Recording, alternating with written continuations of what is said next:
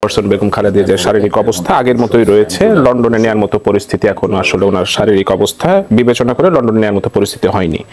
ঠিক এই আলোচনার মধ্যেই কিন্তু আপা যে তারেক রহমানের দেশে না আসা, এই ব্যাপারটা নিয়ে -4 তত্ত্ব নিয়ে একটা আলোচনা চলছে বিভিন্ন গণমাধ্যমে বলেন বা সামাজিক যোগাযোগ মাধ্যমে বলেন। এই -4 তত্ত্বটা বাজারে আনার আসলে যৌক্তিক কিনা বা ফ্যাকচুয়াল কোনো বেসিস কি রয়েছে এই -4 তত্ত্বের? আপনাকে অসংখ্য ধন্যবাদ।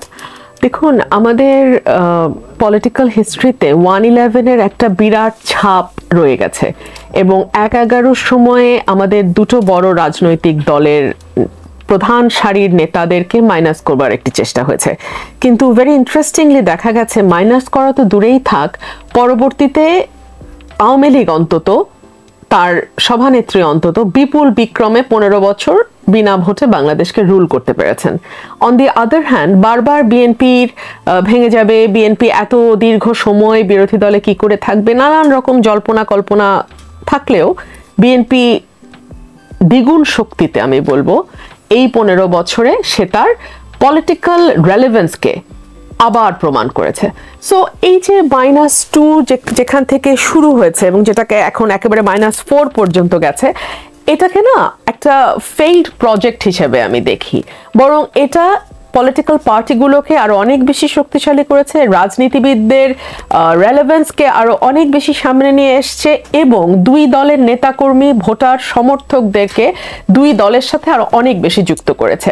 যেই রাজনীতিবিদরা এটার অংশ হয়েছিল এক সময়, তারা কিন্তু বাধ্য হয়েছে যার যার রাজনৈতিক দলে আবারও ফিরে যেতে এবং তারা বাধ্য হয়েছে দলে খুবই ন্যাচারালি, তাদেরকে তো আর সেভাবে ওয়েলকাম করা হয় না, কারণ একবার যখন ট্রাস্টের একটা ইস্যু চলে আসে মাঝখানে, তখন ইট ইজ ভেরি ডিফিকাল্ট পার্টির জন্য আবার তাকে ঠিক আগের মতন ওয়েলকাম করা। বাট তারপরেও কিন্তু তারা সামহাও পার্টির হয়তো পেছনের দিকে হলেও তারা কিন্তু পার্টিতেই ফিরে আসতে বাধ্য হয়েছে।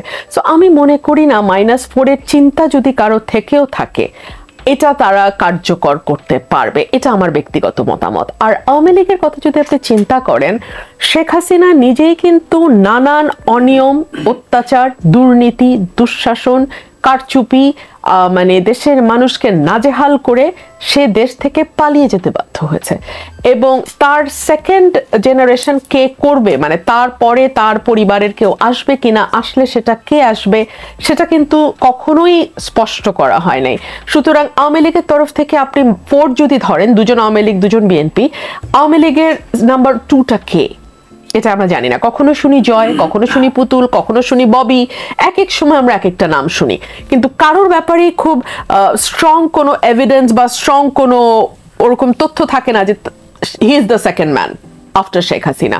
সো ওইটা আমি ধরি না। আর বিএনপির কথা যদি চিন্তা করেন, দেশনেত্রী বেগম খালেদা জিয়া, হ্যাঁ তিনি ভীষণ অসুস্থ, তিনি হাসপাতালে আছেন, কিন্তু তিনি এখনো আছেন এবং ভারপ্রাপ্ত চেয়ারম্যান জনাব তারেক রহমান, ওনার ব্যাপারে কিন্তু স্পষ্ট বক্তব্য হচ্ছে নির্বাচনের আগেই উনি বাংলাদেশে আসবেন এবং তিনি নিজেও বিবিসির সাক্ষাৎকারে বলেছেন যে আমি যেহেতু নির্বাচন করতে চাই, আমি যেহেতু বাংলাদেশের রাজনীতির সঙ্গে ওতপ্রোতভাবে জড়িত এবং বাংলাদেশের বৃহত্তম পলিটিক্যাল পার্টি বিএনপির ভারপ্রাপ্ত চেয়ারম্যান হিসেবে আমি দায়িত্ব পালন করছি, সো আমি যত দ্রুত সম্ভব আমি দেশে চলে যাব। সুতরাং আমার মনে হয় না -2 বা -4 যেটাই আপনি বলেন সেটা কার্যকর করবার কোনো রকম কোনো সক্ষমতা কারো আছে। বিপ্লবী ওয়ার্কার্স পার্টির সাধারণ সম্পাদক জনাব সাইফুল হক বলেছেন যে বিএনপি ও গণতন্ত্র মঞ্চ সহ যুগপৎ আন্দোলনকারীদের মধ্যে নির্বাচন ও আসন সমঝোতা নিয়ে সন্দেহ ও নানা অবিশ্বাস তৈরি হয়েছে, এই ঐক্য ধরে রাখার আহ্বান জানিয়েছেন তিনি। আপনার কাছে একটু জানতে চাই যে আপনার দলের প্রার্থীদের মধ্যে অসন্তোষ রয়েছে, জোটের মধ্যেও সেটা সংক্রমিত হলো, এটা ঠেকানো না গেলে কি বিএনপির জন্য একটা নতুন ধরনের চ্যালেঞ্জ সামনে অপেক্ষা করছে কিনা? আর শরিকদের সাথে যদি আস্থাহীনতা বাড়ে, সেক্ষেত্রে কি বিএনপির আসলে লাভ হবে? আসলে এটা না অবশ্যম্ভাবী ছিল। কেন ছিল? বিকজ আমি আগে নিজের দলের যেটা সেটা বলছি আপনাকে, প্রত্যেকটা আসনে মিনিমাম 5 থেকে 10 জন যোগ্য প্রার্থী, এর মধ্যে একজনকে বেছে নেওয়া ভীষণ রকম টাফ। এমনও কনস্টিটিউয়েন্সি আছে যেখানে একসাথে 2-3 জন সার্ভেতে একই রকম ভালো ফলাফল করছে, একই রকম গ্রহণযোগ্য, একই রকম জনপ্রিয়, কিছু আসনে হয়তো অল্প কিন্তু কিছু আসনে এরকম আছে। সেখান থেকে তো আসলে একজনকে আপনার দিতে হবে। সো বাকি দুজনকে বড় দল হাজার রকম ভাবে প্রোভাইড করা যায় একটা দলে। পোস্টে বেটার পোস্ট দেওয়া যায় দলের ভেতরে। সরকার যদি গঠন করে উচ্চকক্ষে তার জায়গা হতে পারে।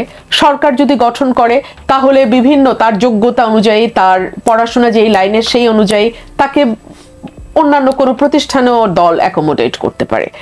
আর জোটের ব্যাপারে যেটা, এবার আপনি জানেন যে যেই দল সেই মার্কা। সো এই কারণে আগে যেরকম সবাই ধানের শীষ বা অন্য কোনো মার্কা, বড় দলের মার্কা নিয়ে ইজি ছিল পাশ করে যাওয়াটা, এইবার আসলে অতটা ইজি না। আমি দেখলাম জোট প্রায় 230টার উপরে আসনে প্রার্থী দিতে চেয়েছে। তাহলে আপনি আমাকে বলেন 230টার মতো যদি জোট প্রার্থী করে তাহলে বিএনপি কি 60টা আসনে প্রার্থী দিবে? তাই না? আর এই নির্বাচনটা হচ্ছে দীর্ঘ 17 বছর পরে। এর মধ্যে যা যা ইলেকশন হয়েছে সেই ইলেকশনগুলো কোনোটাই ক্রেডিবল, ফ্রি, ফেয়ার ইলেকশন ছিল না। আমি ইনক্লুডিং 2008-এর নির্বাচনও বলবো। 2008-এর নির্বাচন একটা বড় নকশার অন্তর্ভুক্ত নির্বাচন ছিল। তো সেদিক থেকে দেখতে গেলে এতদিন পরে একটা নির্বাচন, 2008-এ যেই ভদ্রলোকের বয়স ছিল হয়তো 60, যেটা বাংলাদেশের রাজনীতিতে আমি বলবো যে মধ্য গগন, সেই ভদ্রলোক এখন 80, অলমোস্ট 80। তার ছেলে হয়তো 45-50। তো বাবা ছেলে দুজনেই কিন্তু এলিজিবল ক্যান্ডিডেট। তো সেখান থেকে আপনি যদি দেখেন এইরকম নানানমুখী চাপ এইবার দলের উপরে এসছে। তবে আমি মনে করি যে অসন্তোষের কথা বলা হচ্ছে সেটা কিন্তু খুব তীব্র কোনো অসন্তোষ নয়। এমনকি দলের ভেতর প্রথম দিকে যারা হয়তো মনে করেছে যে সেও একজন মানে ভালো ক্যান্ডিডেট, সে কিন্তু হয়তো অবরোধ করেছে, বা একজনকে দেখলাম খুব চমৎকার মানে ক্রিকেটের আম্পায়ারের মতন রিভিউ চেয়েছে। তো আমি মনে করি এগুলো একটা বড় দলে কিছুই না। এরকম কিছুদিন হবে, নেতাকর্মীদের দিকেও আপনাকে তাকাতে হবে। নেতাকর্মীদের কারণেই কিন্তু এক একজন ক্যান্ডিডেট হিসেবে নিজেকে বলতে পারে। নেতাকর্মীদের অক্লান্ত পরিশ্রম থাকে, তাদের সময়, তাদের ঘাম, তাদের একেবারে ভীষণ রকম পরিশ্রম এখানে যুক্ত। সো তারা যদি তাদের পছন্দের নেতা নমিনেশন না পায়, তারা একটু মনক্ষুণ্ণ হবে। তারা হয়তো তারা যদি বিদ্রোহী প্রার্থী হিসেবে দাঁড়ায়, যদি আপনার আসনে বা অন্য কোন আসনে যদি কেউ বিদ্রোহী দাঁড়ায়, সেটা বিএনপির জন্য একটা বড় চ্যালেঞ্জ হবে না?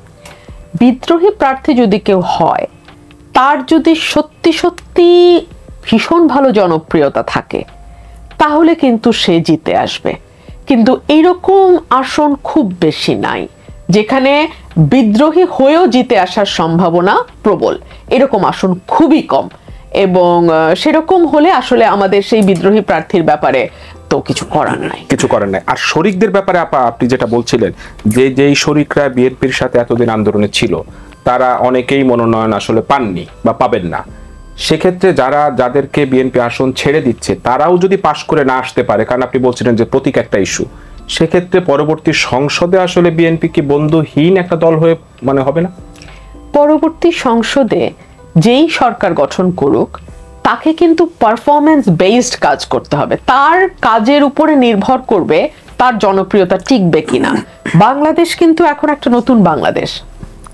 এই নতুন বাংলাদেশে মানুষ কিন্তু আর দমন পীড়ন করে আপনি তার মুখ বন্ধ রাখবেন, এটা আর সম্ভব হবে না। মানুষ আপনার সমালোচনা করবে, সরকারের সমালোচনা করবে, প্রতি পদে পদে সরকারকে জবাবদিহি করতে হবে। হাসিনা যেভাবে 15 বছর জবাবদিহি ছাড়া ছিল, এটা বাংলাদেশে আর কোনো সরকারের পক্ষে সম্ভব হবে না। সো পারফরম্যান্স বেসড যদি বিএনপি ভালো কাজ করতে পারে, রুল অফ ল এনশিওর করতে পারে, ভালো একটা জুডিশিয়ারি এনশিওর করতে পারে, বাংলাদেশে দ্রব্যমূল্য নিয়ন্ত্রণ রাখতে পারে, বেকার সমস্যার কিছুটা হলেও সমাধান করতে পারে, অর্থনীতির অবস্থা একেবারে খাদে পড়া অর্থনীতিকে কিছুটা হলেও টেনে তুলতে পারে, এই জায়গাগুলোতে নির্ভর করবে যে মানুষ বিএনপির ব্যাপারে আসলে কিরকম দৃষ্টিভঙ্গি। কিন্তু আপনার দল বিএনপি, তারেক রহমান বারবারই বলছেন যে সব দলকে নিয়ে একটা সরকার গঠিত হবে। সেক্ষেত্রে আমি ধরে নিলাম যে গণতন্ত্র মঞ্চের সাথে যে দলগুলো রয়েছে, 12 দলীয় জোট, এদের থেকে যদি আসলে পাস না করে সংসদে যেতে পারে, যদি তারা পাস না করতে পারে, সেখানে আসলে বিএনপি সবাইটা আসলে কারা? দেখুন, একটা সরকার চালাতে গেলে তো কেবল 300 এমপি না, এর বাইরেও হাজার ভাবে আপনি একটা মানুষকে ইউটিলাইজ করতে পারেন। এছাড়া আপনি যদি সংসদের কথাও চিন্তা করেন, উচ্চকক্ষের অপশন কিন্তু আপনার হাতে থেকেই যাচ্ছে। সো আপনি যদি কাউকে নিম্নকক্ষে ডাইরেক্ট ইলেকশনে নাও আনতে পারেন, আপনি কিন্তু তার মেধা, প্রজ্ঞা, অভিজ্ঞতাকে উচ্চকক্ষে কাজে লাগাতে পারবেন। এছাড়াও 10% টেকনোক্র্যাট মিনিস্টারের একটা অপশন আছে। সেখানেও কিন্তু যারা হয়তো সরাসরি ইলেকশন করলো না বা পারলো না, তারা কিন্তু সেখানেও একটা মিনিস্ট্রি পেতে পারেন। সো আমি জাস্ট কতগুলো এক্সাম্পল দিলাম, কোনটা হবে এটা তো বলা কঠিন, আর কার ক্ষেত্রে কোনটা প্রযোজ্য সেটাও বলা কঠিন, কিন্তু গভর্নমেন্ট রান করতে যেহেতু অনেক মানুষের প্রয়োজন হয়, সো আপনার যোগ্যতা যদি থাকে আপনাকে যে কোনো জায়গায় অ্যাকোমোডেট করা যাবে। এবং জামায়াতের আমির আজকে সিলেটে একটা অনুষ্ঠান ছিল, সেখানে তিনি বলেছেন যে ঐক্যবদ্ধ না থাকলে প্রশাসনের মাধ্যমে নির্বাচনী কু হতে পারে এই দেশে। আপনার কি মনে হয় যে নির্বাচনী কু হওয়ার মতো কোনো পরিবেশ আসলে রয়েছে কিনা? যদি সেটাই সেই সম্ভাবনা থাকে, তাহলে ডক্টর ইউনূস যে একটা অবিস্মরণীয় একটা সুন্দর ইলেকশন করতে চায়, সেই স্বপ্ন কি আসলে বাস্তবায়িত হবে? হঠাৎ করে এই প্রশাসনিক কু এর কথা আসলে কেন আসলো? না, আমি ঠিক একই, আপনি যেখানে শেষ করলেন, আপনি ওই কথা না বললে আমি সেই প্রশ্নটাই করতাম যে আমাদের মানে জামাত নিয়ে তো আর কথা বলতে ইচ্ছাও করে না, কিন্তু তার আমির যখন প্রশাসনিক কুর কথা বলে ওনাকে তো সুনির্দিষ্টভাবে বলতে হবে, কারণ আমরা তো নানা ম্যানিপুলেশনের তাদেরই অনেকগুলো কর্মকাণ্ড দেখছি, তাদের অ্যাপ্রোচ, অ্যাটিটিউড, তাদের অনেকের যে ভাষা ব্যবহার, তাতে তো আমরা দেখছি যে আধিপত্য কাকে বলে এবং কত রকমের কি কি তারা করার চেষ্টা করতে পারে। শোনা যায় টাকার তো কোনো অসুবিধা নাই, তাদের ধর্মকে ব্যবহার করার অসুবিধা নেই, সুতরাং এই ব্যাখ্যা তাকে দিতে হবে, এটুকু বলে আমি থামলাম। কিন্তু এই পয়েন্টটা গুরুত্বপূর্ণ, যেটা আমরা অনেকদিন ধরে বলে আসছি, যে নির্বাচন কমিশন এবং সরকারের আরও যে দায়িত্ব পালন কথা ছিল অবাধ, সুষ্ঠু, নিরপেক্ষ নির্বাচনের জন্য, সেটা কিন্তু যথাযথভাবে হয়নি। যার জন্যে দেখবেন প্রথম দিকে আমাদের প্রফেসর ইউনূস সাহেব বললেন যে কি ইতিহাসের সেরা নির্বাচন, পরিষ্কার নির্বাচন। এখন কিন্তু অন্ততপক্ষে আমরা তো এর আগেও বলছি, আজকেই বলছি, নট দ্যাট যে যতটুকু ভালো হয় ততটুকু একটা হোক, গণতন্ত্রের পথে হাঁটার জন্য আর যেন কাল বিলম্ব না হয়। তাহলে সেই রকম একটা জায়গায় কিন্তু আমরা আসছি।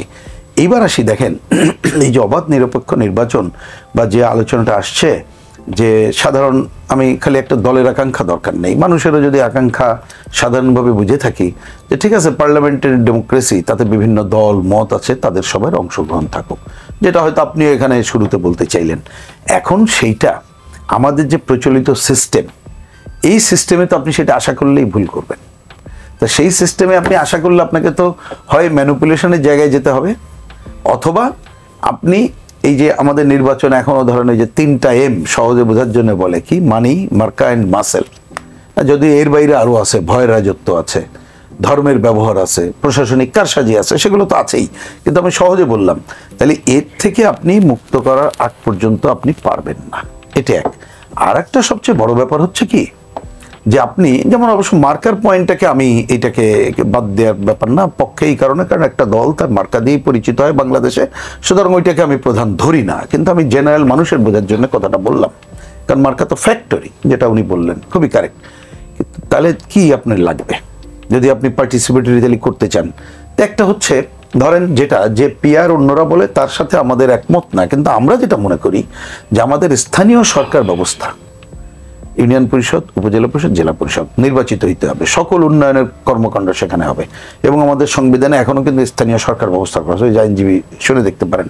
তাহলে সেইটাকে যদি আপনি করতে পারতেন, আর পার্লামেন্টকে যদি রাখেন অ্যাবসলিউট আইন প্রণয়ন প্রধান কাজ, ওইদিকে ফুটবল ভাগ করতেও যাবে না, রাস্তাঘাটেও যাবে না, সেক্ষেত্রে এমপি হওয়ার লোক আসলে কমে যাবে না, কিচ্ছু আসে যায় না, তখন যোগ্যতা সম্পন্ন মানুষই পাবে না। খুবই কারেক্ট।